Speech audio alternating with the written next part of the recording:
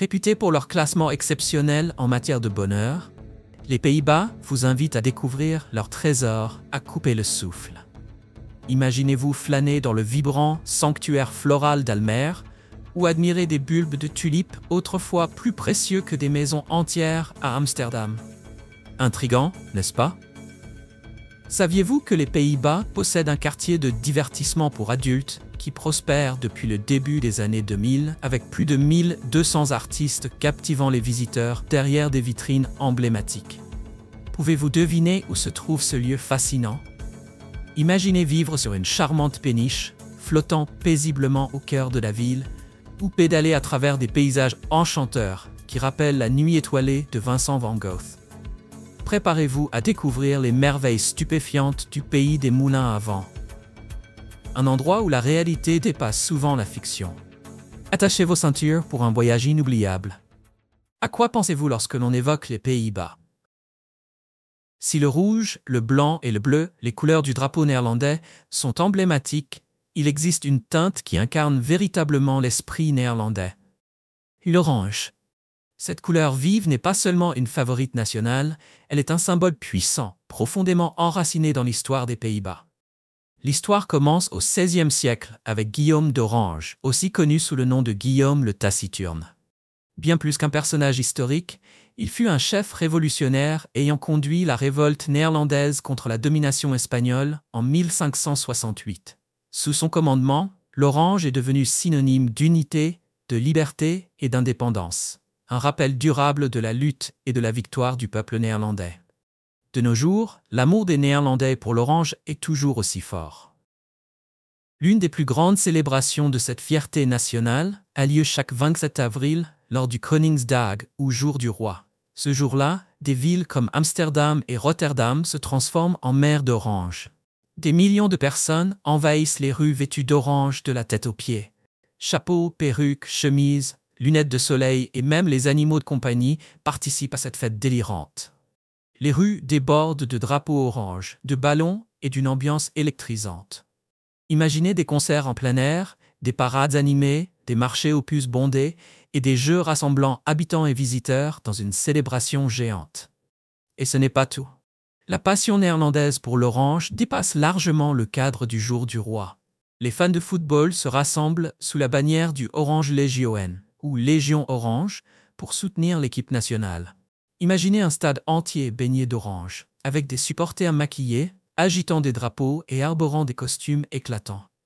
Et vous, aimez-vous cette couleur audacieuse et joyeuse? Répondez oui ou non dans les commentaires ci-dessous et continuez à explorer avec nous la culture et les traditions fascinantes des Pays-Bas.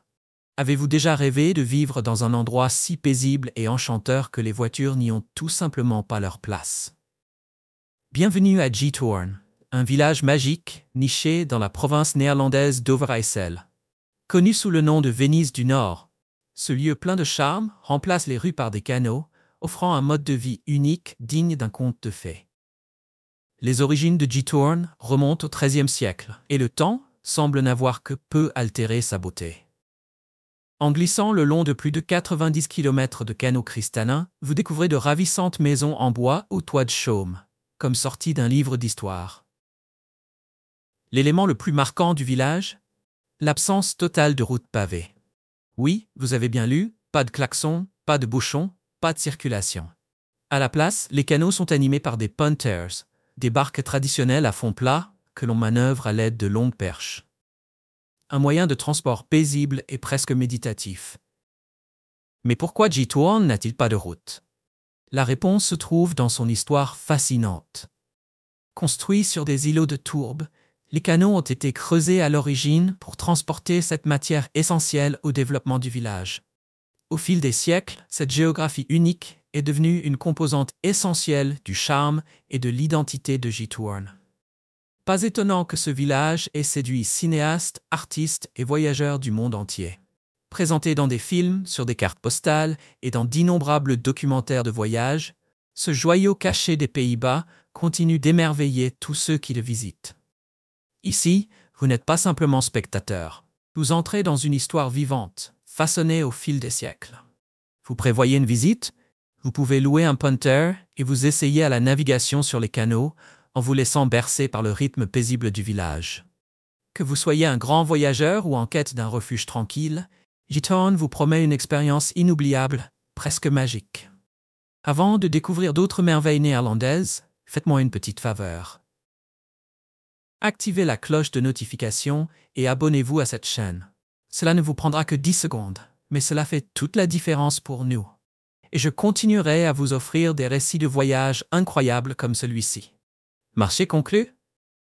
Bienvenue dans l'un des quartiers les plus emblématiques et historiquement riches des Pays-Bas, de Wallen à Amsterdam. Connu dans le monde entier sous le nom de Fun District, ce quartier vibrant est une part essentielle de la culture et de l'histoire de la capitale, et il est même inscrit au patrimoine mondial de l'UNESCO.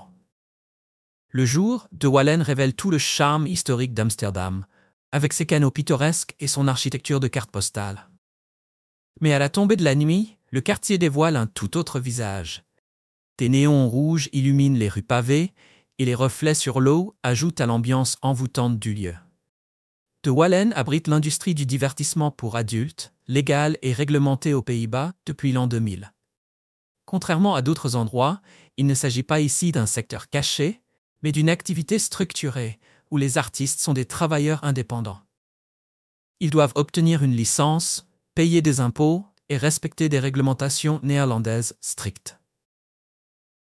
L'histoire de cette zone remonte à plus de 6 siècles, ce qui en fait l'un des plus anciens lieux de vie nocturne d'Amsterdam.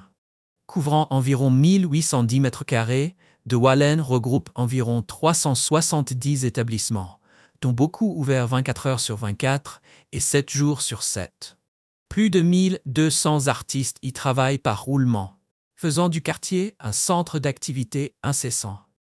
L'un des aspects les plus reconnaissables de Wallen, les fameuses vitrines. Derrière ces façades vitrées, les artistes présentent leurs services aux passants, dans un cadre soigneusement encadré par la loi. Les exploitants et les artistes doivent se conformer à des normes strictes. Les artistes, qui doivent avoir au moins 21 ans et se soumettre à des examens de santé annuels, viennent d'horizons variés, notamment d'Europe de l'Est, d'Afrique et d'Asie. Les services sont négociés ouvertement, avec des prix allant généralement de 43 à 53 $ pour une séance de 15 à 20 minutes. Une fois l'accord trouvé, le rideau se ferme. Un signal discret indiquant que l'artiste est occupé. Avez-vous déjà visité de Wallen et admiré son charme unique?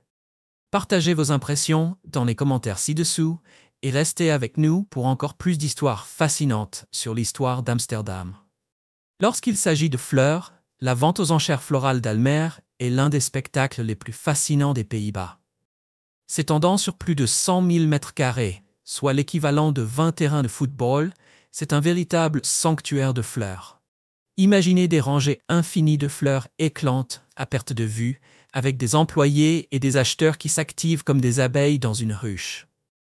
C'est un spectacle qui émerveille tous les visiteurs. Chaque jour, Almer devient temporairement le foyer de plusieurs millions de fleurs. Si les célèbres tulipes hollandaises occupent le devant de la scène, elles sont accompagnées d'une incroyable variété de roses, d'œillets, d'orchidées et d'espèces exotiques importées d'Afrique, d'Amérique du Sud et d'Asie. Cette diversité éblouissante fait d'Almer un véritable carrefour mondial pour les passionnés et les commerçants de fleurs. Ici, la vitesse est de mise. Les enchères commencent tôt le matin et à la mi-journée, toutes les transactions sont bouclées. En seulement quelques heures, les fleurs sont triées, emballées et expédiées à travers l'Europe et au-delà. Fait remarquable, les fleurs vendues à Almer peuvent se retrouver sur les tables de dîner ou dans les bouquets de pays voisins le jour même. Mais ce qui distingue vraiment Almer, c'est son système d'enchères unique. Contrairement aux enchères traditionnelles où les prix montent au fur et à mesure des offres, Almer utilise une méthode inversée.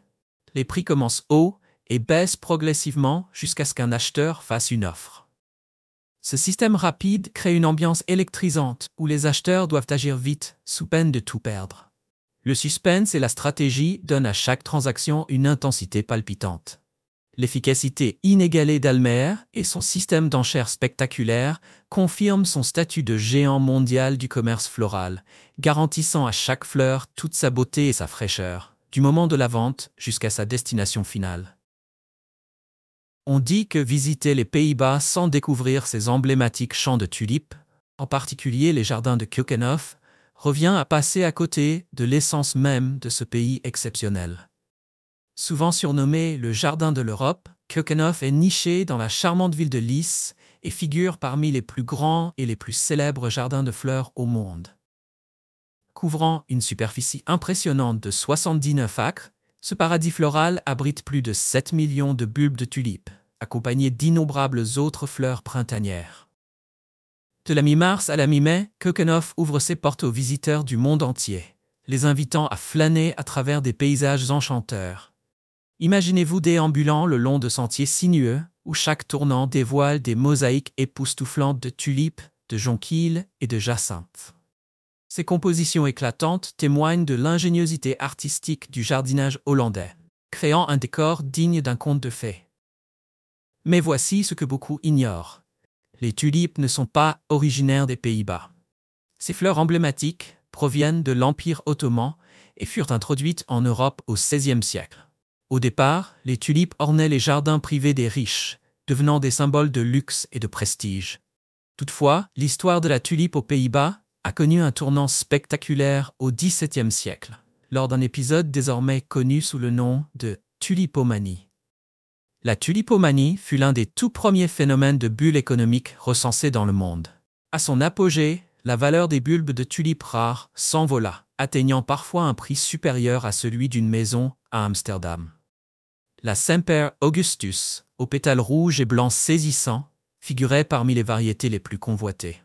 Les commerçants et les collectionneurs se ruèrent sur ces trésors floraux, alimentant une frénésie qui s'effondra soudainement, plongeant le marché dans le chaos. Malgré cette histoire mouvementée, les tulipes ont laissé une empreinte durable sur la culture néerlandaise. Elles incarnent l'esprit créatif du pays, son influence internationale et sa beauté intemporelle. Aujourd'hui, les jardins de Keukenhof rendent hommage à cet héritage, offrant aux visiteurs une célébration spectaculaire de la nature et de l'art, qui continue de faire vibrer les cœurs à travers le monde. Au fil des années, les péniches d'Amsterdam sont passées d'une solution ingénieuse face à la crise du logement à un symbole de vie innovante et respectueuse de l'environnement. Elles font désormais partie intégrante du charme de la ville, offrant une manière unique de vivre au fil de l'eau. Les péniches d'Amsterdam se déclinent sous toutes les formes et toutes les tailles. Certaines cultivent une esthétique vintage, avec des extérieurs en bois et des intérieurs traditionnels, rappelant une époque révolue. D'autres respirent la modernité, avec des lignes épurées, des murs de verre et même des toits végétalisés écologiques, où les habitants peuvent se détendre ou faire pousser des plantes. Chaque péniche est un monde en soi. Certaines sont idéales pour de petites familles, tandis que d'autres offrent des espaces luxueux équipés de prestations haut de gamme. Terrasses sur le toit, pompes aux bronzés ou encore jardins flottants sont des aménagements fréquents, créant un véritable havre de paix au cœur d'une ville animée. Vivre sur une péniche à Amsterdam est étonnamment confortable et durable. La ville a mis en place des systèmes spécialisés pour l'approvisionnement en eau, l'électricité et la gestion des déchets. Parfaitement adaptés à ces maisons flottantes. Les résidents y retrouvent tout le confort de la vie terrestre, avec en plus un charme indéniable. Se réveiller au doux bercement du canal et admirer les cygnes glisser paisiblement à la surface de l'eau. Ce qui rend vraiment la vie sur une péniche si spéciale, c'est ce mélange d'apaisement et d'aventure. Ce n'est pas seulement une question de belle vue ou de l'originalité d'un logement flottant. C'est le privilège de faire partie d'une ville où l'histoire et la modernité cohabitent en harmonie. Ici, le quotidien s'écoule au rythme du clapotis de l'eau, offrant un mode de vie aussi serein qu'exceptionnel. Pour les locaux comme pour les voyageurs, les péniches d'Amsterdam représentent une parfaite alliance entre confort, nature et évasion. La plupart des frontières internationales sont définies par des clôtures, des postes de contrôle ou des panneaux bien visibles. Mais à Baarle-Hertog et dans son homologue néerlandais, Bexhem, rien n'est ordinaire. Ici, la frontière entre la Belgique et les Pays-Bas serpente à travers les rues, les bâtiments et même les habitations, créant l'une des démarcations les plus complexes au monde. Imaginez Vous savourez un repas dans un petit restaurant charmant, et selon votre place à table, vous êtes soit aux Pays-Bas, soit en Belgique. À certains endroits, la frontière est simplement indiquée par des croix blanches peintes sur le sol, à la fois pratique et pleine de fantaisie. Cette configuration unique donne lieu à des situations fascinantes, presque surréalistes, qui brouillent la séparation entre les deux nations. Techniquement, Baarle-Hertog est un territoire belge, mais entièrement enclavé dans les Pays-Bas. Pour compliquer les choses, la région néerlandaise de Blei-Nassau abrite plusieurs enclaves belges en son sein. Le résultat? Une frontière qui ressemble à un échiquier, avec des enclaves et contre-enclaves éparpillées dans les deux villes. L'un des aspects les plus fascinants de cet agencement est son impact sur la vie quotidienne. Dans certaines maisons, la frontière passe littéralement en plein milieu du bâtiment. Vous pouvez vous détendre dans votre salon néerlandais, puis faire quelques pas pour vous retrouver dans une cuisine belge. Mais voici le détail étonnant. C'est l'emplacement de votre porte d'entrée qui détermine la juridiction. Si elle donne côté néerlandais, les lois des Pays-Bas s'appliquent. Si elle s'ouvre côté belge, ce sont les lois belges. Certains habitants ont même déplacé leur entrée principale pour profiter d'un système fiscal ou de réglementation plus avantageuse. Les commerçants ne sont pas en reste. Les jours fériés, les horaires d'ouverture des magasins et même les heures de fermeture des bars varient selon le pays. Il n'est pas rare de voir un bar fermé côté néerlandais pendant que son voisin belge reste ouvert, ajoutant encore au charme et à l'originalité de l'endroit. Baarle-Hertog et Bexhem offrent un aperçu fascinant de la manière dont deux pays peuvent coexister de manière aussi étonnamment complexe, faisant de ce lieu une destination incontournable pour les voyageurs curieux. Avez-vous déjà rêvé de pédaler au cœur d'un décor aussi magique que celui de la nuit étoilée de Vincent van Gogh? Aux Pays-Bas, ce rêve devient réalité grâce au chemin lumineux, une piste cyclable époustouflante située dans la petite ville de Nuenen, dans le sud du pays. Ce parcours innovant rend un hommage lumineux au célèbre artiste, en alliant art, technologie et nature à la manière typiquement néerlandaise.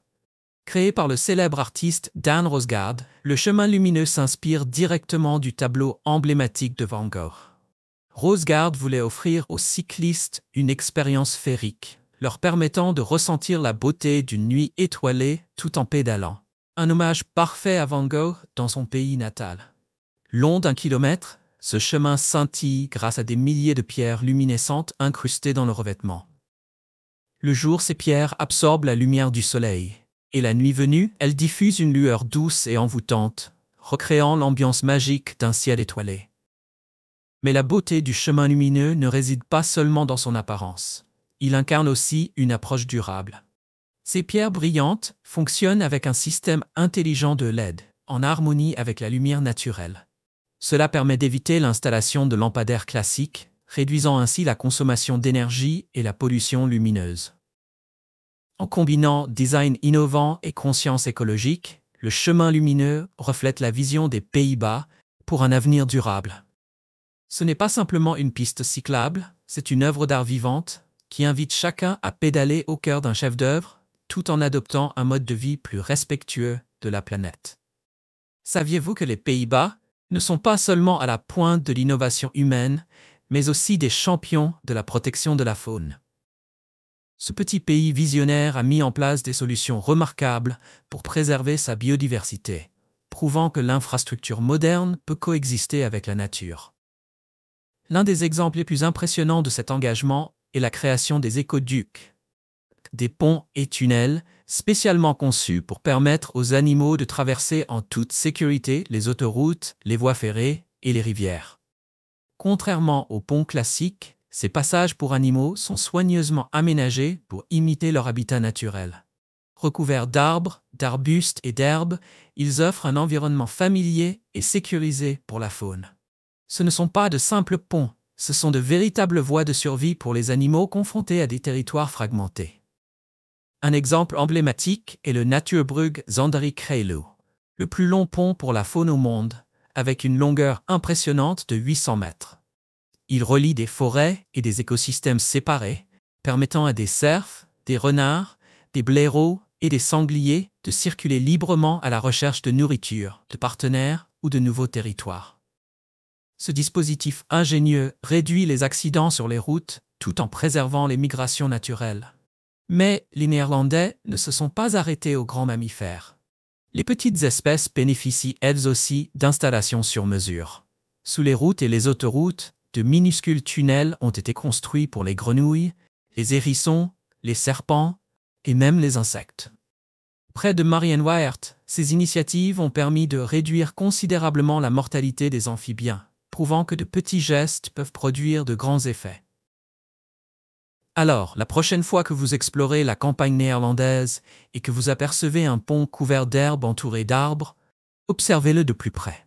Il s'agit probablement d'une autoroute pour animaux et non d'un chemin pour les humains. Ces écoducs témoignent de l'engagement des Pays-Bas envers la coexistence, montrant que le progrès ne doit pas se faire au détriment de la nature. En alliant ingéniosité et compassion, les Néerlandais bâtissent un avenir où la faune peut s'épanouir aux côtés des infrastructures modernes. Quand on pense à la gestion de l'eau aux Pays-Bas, une structure se distingue immédiatement. La Maaslandkering. Située à l'embouchure du fleuve Nieuw-Waterweg, près de Rotterdam, cette immense barrière anti-tempête n'est pas seulement un exploit d'ingénierie.